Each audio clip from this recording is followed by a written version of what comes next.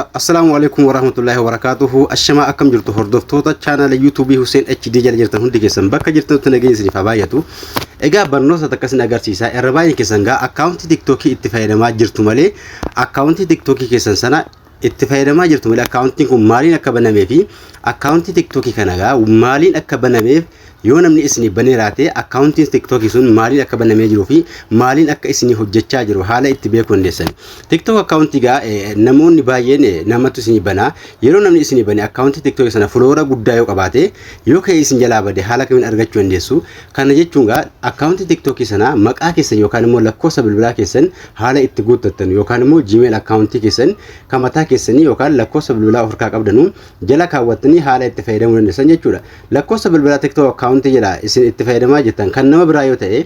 yoo dhiqata akkaawuntii TikTok keessanii bilbilaa wajjin bade yookaan immoo bilbila irraa haqxan akkaawuntii TikTok sana deeffachuudhaaf lakkoofsa bilbilaa waan isin gaafatuuf lakkoofsa sun kan nama biraa taanaan kan nama biraa sana jalaa balleessuudhaan haala isin TikTok akkaawuntii keessan kana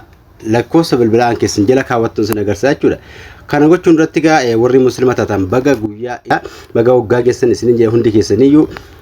akkasuma gara barnootaa isin oofaa warri haaraa taatan gaa chaanaalii koo argachuudhaaf gaa Hussein HD jettan bakka YouTube irratti seenu hanga bakka sarchi kaaratti Hussein HD jechuudhaan barreeffattu. Hussein HD jettanii yoo barreeffattan TikTok akkaawuntii kan koonii argattu jechuudha. Hussein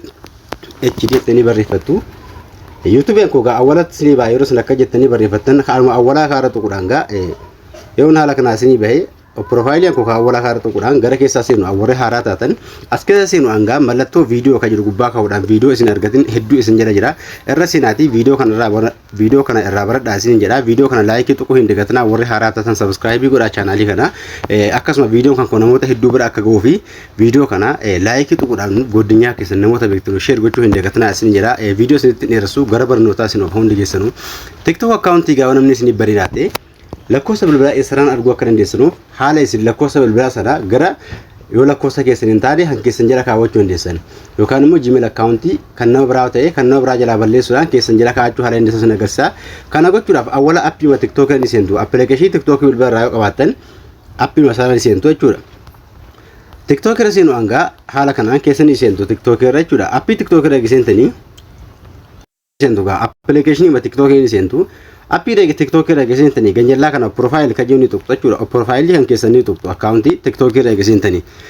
Profaayilii keessan tuquudhaan gaa haala kanaan isinii bana yeroo isin profaayilii tuqxan jechuudha. Haala kanaan yeroo isinii banee viidiyoo isin qabdan TikTok jala haala kanaan agarsiisa profaayilii TikTok keessanii haala kanaan isinii baasa akkaawuntii TikTok kun dhiyeenya baname Hussein Zinaab jedhee baneen jira akkaawuntiin takkallee ni jira jalaa gubate ammallee hin deeffannee akkaawuntii kan TikTok kana warri hin beekne jiraatan follow gochuu hin dagatinaa isin jira asumatti illee TikTok kun maaliin banamee jira akkasuma maaliin hojjechaa jira isa jiruuf haala kanaan TikTok irra geessintanii tuqaa sadeen harka mirgaa gubbaa jirtu tuquudhaan gara fuula duraa eegadeemtanii siitiin ganda privacy kan jedhu ganjallaa kaa'anii jira dhufuudhaan ganjallaa macarashaa irraa siitiin ganda privacy jechuun ni tuqxu jechuudha. Achee tuquudhaan gaa hammallee asirratti akkaawunti kan jedhee kan jiru kana xiyya fi lafiitii tuquudhaan gara fuula duraa deemtu achirra eega tuqxanii gara fuula duraa isin oofaa jechuudha. Akkaawunti kan jedhu kana tuquudhaan fuula dura deemtu jechuudha. Yoo namni isin banee raate akkaawuntiin ittiin banamee jiru kana beekuudhaaf jechuudha.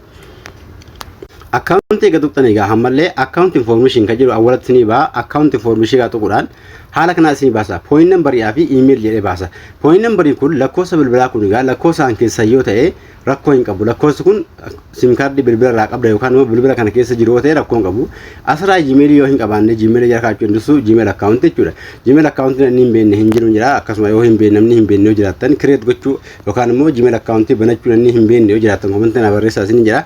Lakkoofsa bilbilaa kana yoo keessan hin taane haala kamiin akka keessan itti guuttachuu dandeessan yoo keessan hin ta'in lakkoofsa bilbilaa fi lafiitii xiyya jirti xiyya isaa tuquudhaan gara fuula duraa deemtu achirra eega deemtanii change point number jedha irraa jijjiireedha unlink jechuun unlink point jechuun irraa baase yookaan immoo jalaa baase jechuudha. Asirratti change point number jechuun jijjiire jechuudha. Change kana tuqxan gaa maal isin gaafa dabartanii change bakka itti tuquudhaan gara fuula duraa eegatu deemtan jechuudha. Haala kanaan change point number irraa jijjiire yookaan immoo lakkoofsa bilbilaa itti jijjiirka jedhu kana irra gatuqxu jechuudha. Yeroo takkaaf achirra eegatuqxanii garuma fuula duraa isin oofaa. Haala kanaan gaa asirra seenu hanga bakka xiyya fi lafii tuquudhaan gaa change isin agarsiisa. Change jechuun kun irraa jijjiire jechuudha. Yeroo asirra tuqxan lakkoofsa haaraa isin gaafata lakkoofsa sim kaardii bilbila keessan keessa jiru itti naquudhaan koodii verification waan isin erguuf koodii verify ittiin godha isin ergaa verify godhanii lammata lakkoofsi keessan asirra dhufee seenuu danda'a jechuudha. Asirra illee Gmail illee akkasuma itti jala kaa'achuu dandeessu. Lakkoofsa bilbilaa kana yoon keessan taane irra tuquudhaan maan amma fakkeenyaaf gaa jalaa baasii sin agarsiisu amma jala hin jiru jechuudha lakkoofni nambar ka jiru kana fiitti amma waa takka hin jiru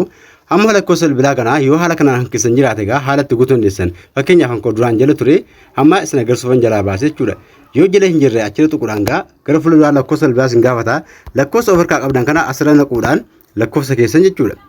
asirra naqachuudhaan gaa TikTokii keessan haala keessan ta'e yookaan immoo lakkoofsa bilbilaan keessatti naquudhaan itti fayyadamuu dandeessu asirra godhaa lakkoofsa bilbilaan keessan itti guutuu asirratti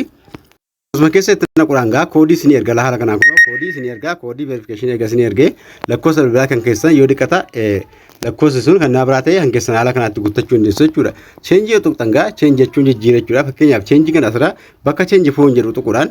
yeroo achi tuqxan haala kan lakkoofsicha haala kan keessatti naqxu asirratti kan keessa yoo asirratti guuttan verification isin gaafata akkuma ammaa kana jechuudha haala kanaan lakkoofsa bilbilaa kan nama biraa jala jiraate jalaa baaftanii kan keessan jala kaa'achuu dandeessu sin jecha haala kanaan itti fayyadamaa sin jira akkaawuntii TikTokii yoo kan namni biraa sin banii jiraate gara maqaa keessanitti jijjiirachuudhaan haala kanaan itti fayyadamuu dandeessu barnootaan koo keessaa gaa waan isin giluu jaal komentii na barreessuu irraanfatinaa sin jira kabraa keessan agarsiisu asirratti channel YouTube kana gubbaarra seenuudhaan ammallee Abduu Oroo itti barreeffatu bakka searchii kana irratti jechuudha Abduu Oroo geettanii YouTube kan kokain awwala banee jiru Abduu Oroo jechuudhaan gaa YouTube awwala kan banee jira haala kanaan irra seenuudhaan gaa barnoota hedduu jira argachuu dandeessu warri haaraa taatan subscribe gochuu hin dagatina yeroo irra seentan gaa subscribe ka jettu kana all ka jettu gubbaa kana kaa'uu hin dagatina all ka jettu gubbaa yeroo keessan viidiyoo ani gadhiisu yeroodhaan waan sin bira gahuuf achira kaadhaa ammallee ajjala seenuudhaan gaa viidiyoo hedduu irraa baradhaa ajjala seenaatii viidiyoo barnoota hedduu gadhiisu irra seenaatii wantoota sin fayyadan irraa argachuu dandeessu kanaafuu irra seenaa irraa baradhaa sin jedha kana malees waan isin galuu jiraatu komentii na barreessaa barnoonni irraa asumatti dhaabataa hanga walitti dhumutti nagaan tura.